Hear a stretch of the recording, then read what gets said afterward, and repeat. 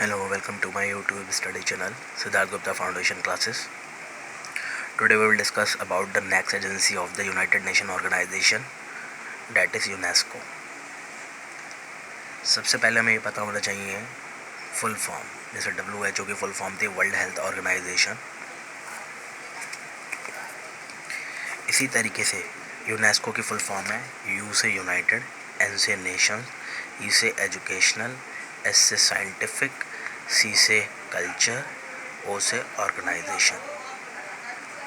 तो इस तरीके से united nations educational, scientific and cultural organisation UNESCO की फुल फॉर्म हो गई। क्वेश्चन जो है वो फुल फॉर्म कभी आ जाता है। फिर आता है हेडक्वार्टर। जैसे WHO का हेडक्वार्टर हमारा जिनेवा में था, जैसे WHO का हेडक्वार्टर हमारा जिनेवा में था, उसी तरीके से यूनेस्को का हेडक्वार्टर कहाँ पर है? पेरिस में है। एम क्या है? जिस तरीके से वर्ल्ड हेल्थ ऑर्गेनाइजेशन WHO का एम था कि to provide the latest information on medical research, जो भी रिसर्च के मेडिकल रिसर्च में जो भी कोई होगा उसमें लेटेस्ट इन्फॉर्मेशन जो है वो प्रोवाइड कराएगा all over the world through periodicals and journals, यानी कि अखबार वगैरह के थ्रू। इसी तरीके से इसका एम है पीस और सिक्योरिटी बनाए रखना। कैसे?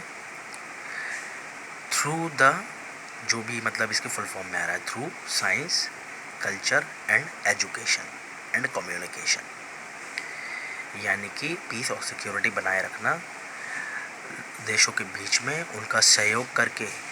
किस किस फील्ड में सहयोग करके? साइंस की फील्ड में, कल्चर की फील्ड में, एजुकेशन की फील्ड में और कम्युनिकेशन की फील्ड में, जिससे कि लोगों की अंडरस्टैंडिंग, लोग जो हैं वो एक दूसरे को समझें, एक दूसरे से घृणा ना करें, एक दूसरे की संस्कृति को समझें, एक दूसरे की संस्कृति का, एक दूसरे के रिलीजन का, एक दूसरे के समाज का जो है वो आदर करें। तो ये एम है यूनेस्को का। फिर आता है, अब क्योंकि इसके अंदर तीन जो थे फील्ड्स थी, एक एजुकेशन फील्ड है, एक साइंस एंड टेक्नोलॉजी फील्ड है और एक कल्चर फील्ड है, जो उसकी फुल फॉर्म में आती है। तो अलग अलग जो है वो अलग अलग हिसाब से जो है वो बने हुए हैं। जैसे कि इन द स्फीयर ऑफ एजुकेशन, अगर हम एजुकेशन की बात करें तो इसमें क्या होगा कि एजुकेशन की फील्ड में इलिटरेसी को दूर करके, इलिटरेसी को यानी कि जो अशिक्षित लोग हैं, जो अनपढ़ लोग हैं, उनको पढ़ा लिखा करके, उन्हें एजुकेशनल फैसिलिटी दे करके उन्हें समझदार बनाया जाए, जिससे कि वो एक दूसरे की संस्कृतियों की, एक दूसरे की जो है वो आदर करें और लड़ाइयों से बचें। और इस तरीके से विश्व में शांति स्थापित हो। जो ये यूनेस्को होती है, ये वर्ल्ड लेवल पर जो है किस तरीके की बुक पब्लिश होनी चाहिए, उनका क्या मटेरियल होना चाहिए, क्या उनका सिलेबस होना चाहिए, टीचर्स को ट्रेनिंग देने का काम इंटरनेशनल लेवल पर, ये सब एजुकेशन प्लानिंग का काम होता है, जो कि यूनेस्को के अंडर में आता है वर्ल्ड लेवल पर। और जो बड़े बड़े लाइब्रेरीज़ होती हैं इंटरनेशनल लेवल पर, जो लाइब्रेरीज़ होती हैं या फिर कंट्रीज़ लेवल पर भी जो लाइब्रेरीज़ होती हैं, तो अगर कोई गरीब देश है तो वहाँ पर लाइब्रेरी का एस्टैब्लिशमेंट कराने में यूनेस्को अपना सहयोग देता है, उसमें पैसा खर्च करता है और जो है वो उसे, ताकि जो है लोग लाइब्रेरीज़ में जाकर के, जिनके पास अगर पैसे भी नहीं हैं तो वहाँ पर जाकर के अपने ज्ञान जो है वो ले सके। जो काफ़ी महंगी किताबें होती हैं जिन्हें ख़रीदना अफोर्डेबल नहीं होता, तो वहाँ पर जो है वो लाइब्रेरीज़ में वो जो लोग जा कर के जो है वो वहाँ पे रीड आउट कर सकें। तो इस तरीके से जो है एजुकेशन की फील्ड में यूनेस्को मदद करता है।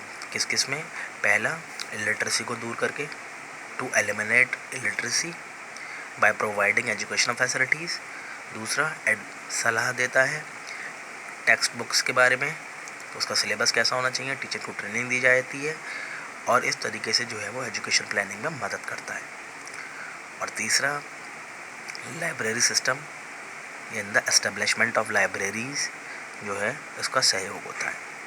ये तो हो गया एजुकेशन। नेक्स्ट है in the sphere of science and technology, यानी साइंस और टेक्नोलॉजी की फील्ड में कैसे यूनेस्को सहयोग करता है शांति स्थापित करने में और एक दूसरे का सहयोग करने में, और जो मानव हैं उनके स्टैंडर्ड ऑफ लाइफ को मेंटेन करने में, और जो गरीब देश हैं उनके पास तक रिसर्च पहुंचाने में।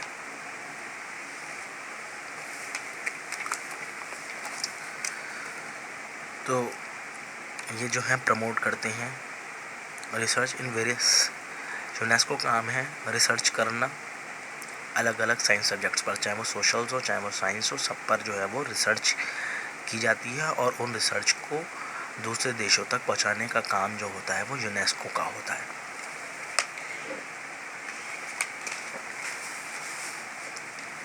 इंटरनेशनल लेवल पर जो भी रिसर्चेज होते हैं, जो साइंटिस्ट होते हैं, जैसे कि वर्ल्ड हेल्थ ऑर्गेनाइजेशन में सेमिनार्स होती थी, कॉन्फ्रेंसेस होते थे डॉक्टर्स के, वर्ल्ड लेवल पर डॉक्टर्स को ट्रेन किया जाता था। इसी तरीके से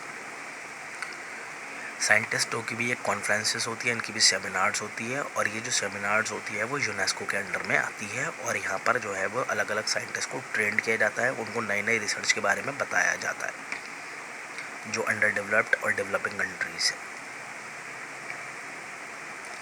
और जैसे वहाँ पे मेडिकल रिसर्च की इन्फॉर्मेशन पीरियोडिकल जर्नल्स के थ्रू पब्लिश की जाती थी, इसी तरीके से यहाँ पर भी जो है वो जर्नल्स के थ्रू जो है यूनेस्को साइंटिफिक रिसर्च जो भी हुआ होता है, साइंटिफिक डेवलपमेंट हुआ होता है, जो भी कोई नए आविष्कार हुए होते हैं, नई खोज हुई होती है, नई रिसर्च हुए होते हैं, उन सब का पब्लिशमेंट उनको जो है वो जर्नल्स के थ्रू जो है वो सर्कुलेट किया जाता है।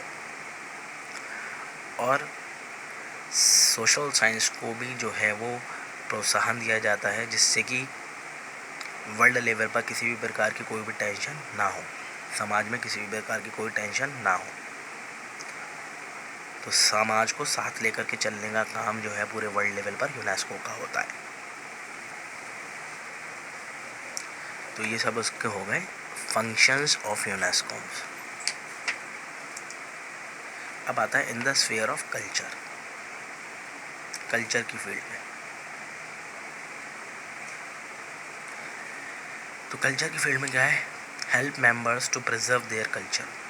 यहाँ पर क्या है कि कोई भी देश, सबकी अपनी अपनी संस्कृतियाँ हैं, चाहे वो कैसी भी हैं, लेकिन उनकी संस्कृति को बचाए रखना ताकि आने वाली जनरेशन जो है वो उस संस्कृति का लाभ उठा सके, उसको फॉलो कर सके, और जो है हमें देश की विभिन्न डिफरेंट कल्चर्स के बारे में पता चल सके, उसको प्रिजर्व कर रखने का काम, उसको बचाए रखने का काम किसका होता है, यूनेस्को का होता है, और ये कल्चर की फील्ड में आता है।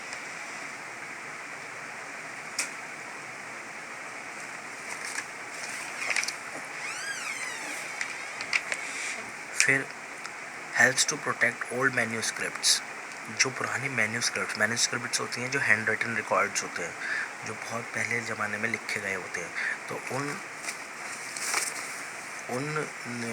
मैन्यूस्क्रिप्ट्स को जो है वो प्रोटेक्ट करने का काम